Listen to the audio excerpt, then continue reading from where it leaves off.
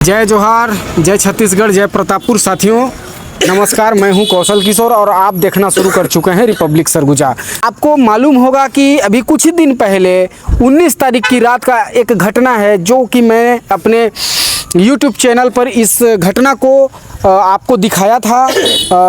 घटना कुछ इस प्रकार से था कि प्रतापपुर और बलरामपुर जाने वाले रास्ते पर एक सड़क दुर्घटना होती है। सड़क दुर्घटना उसको नहीं बोला जाएगा क्योंकि एक खड़ी ट्रक पर 4 युवक एक मोटरसाइकिल पर सवार होते हैं और उस ट्रक में जाकर के खुद से टक्कर मार देते हैं। 4 युवकों में 3 युवक की मौके पर ही मौत हो जाती है और एक युवक घायल हो जाता है गंभीर रूप से, जिसका इलाज आज भी अस्पताल में चल रहा है। तो साथियों, मैं आपको बताऊं कि उस दरमियान एक ऐसी घटना हुई जो कहीं ना कहीं ऐसा नहीं होना चाहिए। यह कृत्य बिल्कुल कतई नहीं होना चाहिए, यह क्षमा योग्य है ही नहीं। 112 नंबर के आरक्षक और ड्राइवर को बेरहमी से पिटाई कर देते हैं। इस पिटाई का कुछ वीडियो हमारे सामने आता है, सोशल मीडिया में भी आया था। और सबसे पहले, अगर आप नहीं देख पाए हैं तो सबसे पहले ये आप वीडियो देखिए।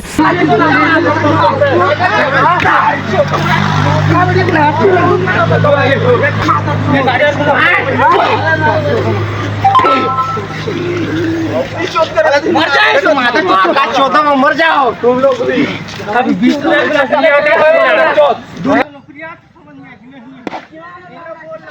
अभी नाटक कर रहे हैं ना।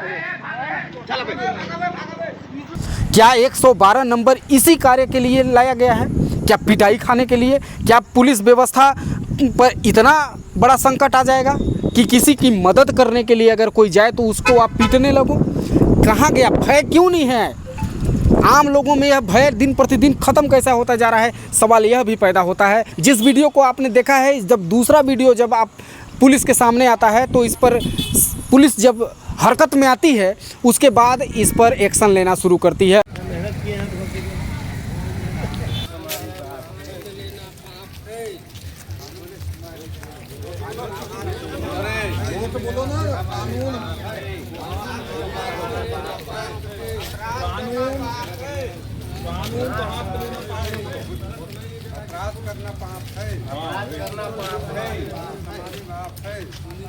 शुरू करती है और इसी वीडियो के माध्यम से एक युवक की पहचान होती है। उसके बाद धीरे धीरे सारे युवकों को पकड़ लिया जाता है और उसके बाद यही प्रतापपुर है और इसी प्रतापपुर मेन चौक कदमपारा चौक से और थाने तक इनको पैदल एक नारे के साथ लेकर के जाया जाता है।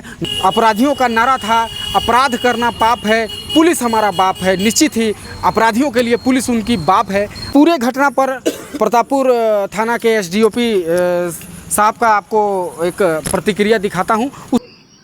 19 तारीख की रात को खजरी के पास एक ट्रक खड़ी थी, उस पर टकराकर 4 व्यक्तियों की मृत्यु हो गई थी। उसके बाद वहां सहायता के लिए पहुंची डायल 112 की गाड़ी के चालक और आरक्षक के साथ बकौना गांव के लोगों के द्वारा मारपीट किया गया था। उस पर अपराध दर्ज कर उनकी पतासाजी की जा रही थी। उनको गिरफ्तार किया गया है 9 लोगों को और उनको आज न्यायिक रिमांड पर न्यायालय भेजा जा रहा है। इसका उद्देश्य यही था बताना कि कानून को अपने हाथों पे ना लें। कानून डायल 112 आपके सहयोग के लिए ही बनी है और वो आपके लिए सहयोग के लिए गई थी। उसके बाद भी उनके साथ मारपीट किया जाना गलत बात था। साथियों, इन सब चीज़ पर चर्चा करने के लिए हमारे साथ 2 मेहमान मौजूद हैं। हमारे दाएं साइड पर मौजूद हैं राजेश गुप्ता जी, वरिष्ठ पत्रकार हैं, और हमारे बाएं साइड में मौजूद हैं जीशान खान जी, ये भी वरिष्ठ पत्रकार हैं। दोनों आज पत्रकारों से आज मेरी बातचीत होगी इस विषय को लेकर के। गंभीर विषय है क्योंकि विषय छोटा मोटा नहीं है। सबसे पहले हम राजेश गुप्ता जी की ओर चलते हैं। गुप्ता जी, सबसे पहले हमारे चैनल पर आपका स्वागत है और सबसे पहला प्रश्न आपसे कि इस घटना के बारे में आप क्या कहना चाहेंगे? देखिए, सबसे पहला बात तो ये है, आपके चैनल ने बहुत ही अच्छा मुद्दा उठाया है और ये जनहित का मुद्दा है और जनहित का मुद्दा के साथ में इस चीज़ को सभी को जानना भी अति आवश्यक है क्योंकि दुर्घटना, एक्सीडेंट प्राय आए दिन हम लोग पढ़ते हैं अखबारों के माध्यम से, आप लोग देखते हैं, हम लोग भी कहीं कहीं मदद करते हैं। तो सबसे बड़ी बात है कि 112 या एम्बुलेंस जो होते हैं, ये हमारे आपके लिए जीवनदायिनी चीज होते हैं। बिल्कुल, बिल्कुल। हमारे मतलब कहना चाहिए कि अगर हम किसी गंभीर अवस्था में पड़े हैं, एक्सीडेंट हुए हैं, चाहे कोई बात और हो गया, मारपीट हो गया कहीं, या किसी प्रकार का इस तरह का घटना अगर घटता है, तो उसके लिए तत्काल 112 हो गया, 108 हो गया, हम मौके पर फोन करते हैं। और मौके पर फोन करते हैं, अब मौके पर फोन करना अगर हमारे लिए जीवनदायिनी है ना, जैसे आपने बताया कि मौके पर पहुंचा एम्बुलेंस, वहां पर सिपाही भी थे, ठीक है, और एम्बुलेंस का ड्राइवर भी थे, उसके ऊपर में आक्रामक होकर भीड़ का वार कर देना, ये बहुत ही गलत है। इस तरह से नहीं होना चाहिए। बात रही वर्दी का खौफ का, तो वर्दी का खौफ गुंडा, बदमाश है ना, आपराधिक प्रवृत्ति के लोगों को होता है। अब वहाँ इस तरह का जो घटना हुआ तात्कालिक रूप से हुआ, उन्होंने ये नहीं समझ पाया कि हम कर क्या रहे हैं। या तो मुझे लगता है कि वहाँ लोग जो है, हो सकता है शराब के नशे में भी हो, कोई पहचाना नहीं कि पुलिस है कि कौन क्या है, और रात का अंधेरा, भीड़ जान रहे हैं आप जो है। तो इससे ये कह सकता हूँ मैं कि लोगों के अंदर में पुलिस का खौफ होना चाहिए, मगर ऐसे माहौल में हो सकता है कि लोग आक्रामक हो गए और मारपीट कर दिए, जो कि उसका निंदा मैं करता हूं। इस तरह का घटना नहीं होनी चाहिए। जी बिल्कुल जी, आपसे इसी मुद्दे पर जुड़ा एक प्रश्न मेरा छोटा सा। 12 में जो लोग हैं वो वहाँ पर पहुँचे, और उसके बाद पहले उन्होंने 2 घायल लोगों को उठा के, अब वहाँ पे वो लोग के पास होते एक्सपर्ट तो है नहीं, सिपाही थे और एक ड्राइवर था, वो लोग उनको उठाकर 2 लोगों को उठा के सबसे पहले सामुदायिक स्वास्थ्य केंद्र प्रतापपुर जो है वहाँ पहुँचाए, और उसके बाद फिर उन लोग गए वहाँ पे, और उसके बाद वहाँ गए तो फिर 2 लोगों को लेके आ रहे थे। तो डायल 112 में जिसने फ़ोन किया था, वो OTP कंफर्मेशन के लिए शायद वो वहाँ पर उपस्थित लोगों से नंबर मांगे, और नंबर मांगने के बाद इसी बात पर कुछ ऐसा विवाद हुआ और भीड़ ने अचानक उनके ऊपर हमला कर दिया, जो निंदनीय है। हमला नहीं होना चाहिए।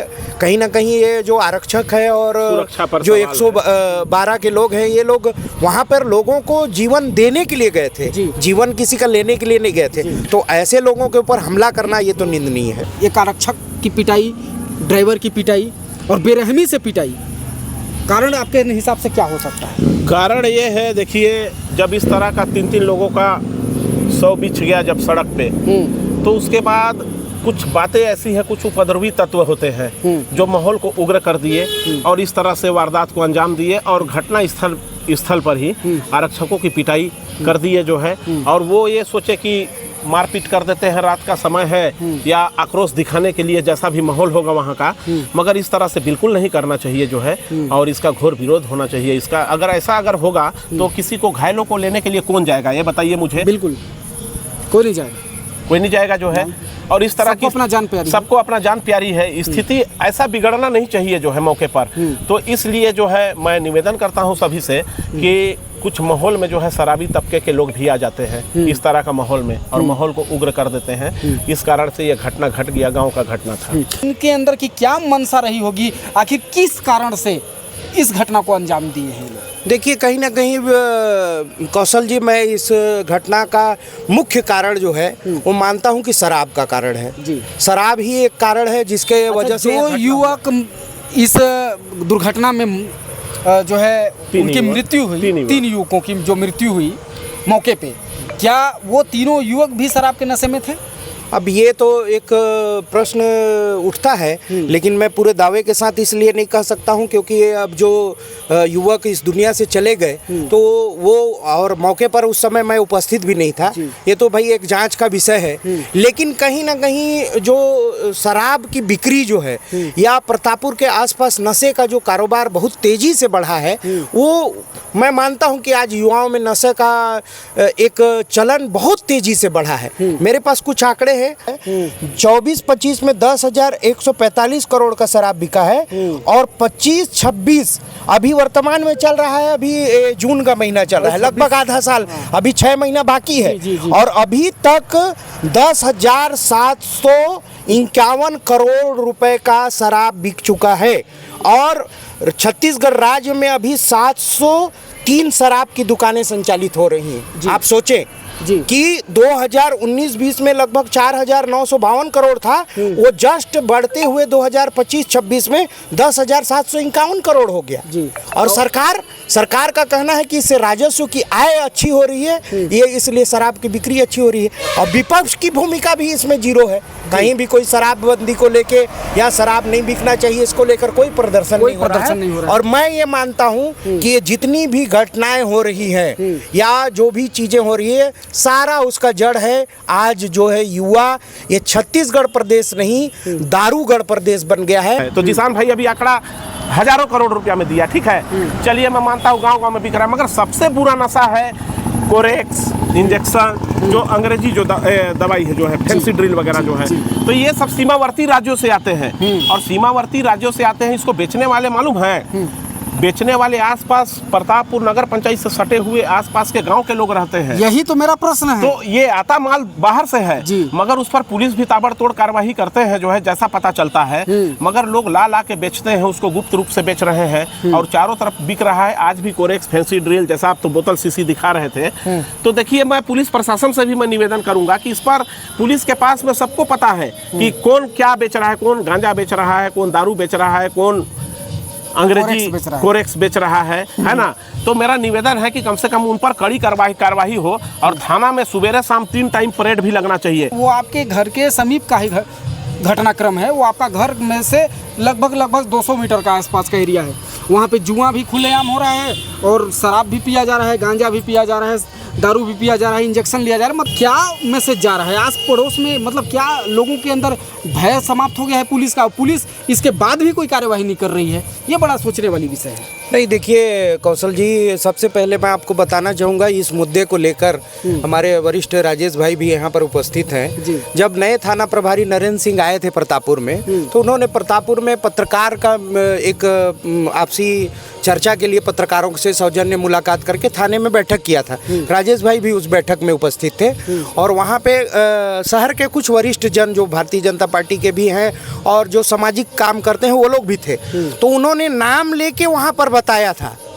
अब राजेश भाई जान रहे होंगे, मैं उनका नाम नहीं ले रहा हूँ, लेकिन वो नाम लेके अमनदोन में बताए थे कि इनके यहाँ गांजा बिकता है, वहाँ पे जो मंदिर है, गुड़ी है, उसके अगल बगल में नशे का बहुत सारा कारोबार होता है। तो उस बात को लेके वो थाना में ओपन चर्चा हुई थी और जनप्रतिनिधियों ने शिकायत किया। मतलब ये कहिए कि सारे गणमान्य जन वहाँ पर थे, सारे वरिष्ठ पत्रकार थे और थाना के प्रभारी महोदय थे, सभी लोग थे और सभी के सामने ये बात हुई थी कि आप कोई विशेष पहल चलाइए ताकि ये जो नशे के कारोबारी हैं इनके ऊपर भी अंकुश लगे और जो नशा कर रहे हैं युवा जो आज बर्बाद हो गए हैं उनके ऊपर भी अंकुश लगना चाहिए। इस बात को लेकर भी वहाँ पर बात रखी गई थी, लेकिन पता नहीं क्या मामला है। जो युवा हैं जिनके कंधे पर देश का पूरा टिका हुआ है, वो आने वाले समय का भार टिका हुआ है कि 2047 में आपका भारत विकसित बनेगा। तो विकसित कैसे बनेगा? वही युवा तो बैठ के वहाँ गांजा सोट रहे हैं, कोरेक्स लगा रहे हैं, फैंसी ड्रिल पे रहे हैं, इंग्लिश का वो भी लगा रहे हैं। छत्तीसगढ़ शराब में नंबर 1 बनते जा रहा है, गांजा का यहाँ भरपूर तस्करी हो रहा है, मेडिकल जो नशे हो रहे हैं, ड्रग्स जो है वो चल रहा है। तो कहीं ना कहीं इसमें समाज के जो सभ्य लोग हैं और जिम्मेदार जनप्रतिनिधि हैं, पुलिस के उच्च प्रशासनिक अधिकारी हैं, IAS IPS हैं या अपने सरगुजा रेंज के जो IG हैं बहुत अच्छे हैं, ये लोग पूरे लोग बैठ के इसमें गहन समीक्षा करें और विशेष अभियान चला के और जो नशे के कारोबारी हैं उनके खिलाफ। साथियों, मेरे साथ दोनों वरिष्ठ पत्रकार यहाँ पे मौजूद और दोनों ने अपना अपना बात रखा है और आप इनके बातों से ज़रूर एग्री हुए होंगे और ज़रूर सहमत भी होंगे। और इन्होंने जो बातों का निचोड़ निकाला है, निचोड़ यही है कि सीमावर्ती जितने भी क्षेत्र हैं या फिर जो गांव सटे गांव हैं, उन पर एक अपना रुख पुलिस को दूसरी तरीके से अपनाना पड़ेगा और उस पर छानबीन करने की ज़रूरत है, ताकि ये जो नशेड़ी हैं, नशे का जो कारोबार जो लोग कर रहे हैं या करवा रहे हैं, उन पर सख्ती बरतने की ज़रूरत है। तो इसी के साथ हम शुभ रात्रि करते हैं। आज का कार्यक्रम यहीं पे समाप्त होता है और वीडियो को ज़रूर शेयर करिएगा। हाँ, चैनल को सब्सक्राइब भी कर लीजिएगा, हमारे इंस्टाग्राम पेज को भी फॉलो कर लीजिएगा। धन्यवाद।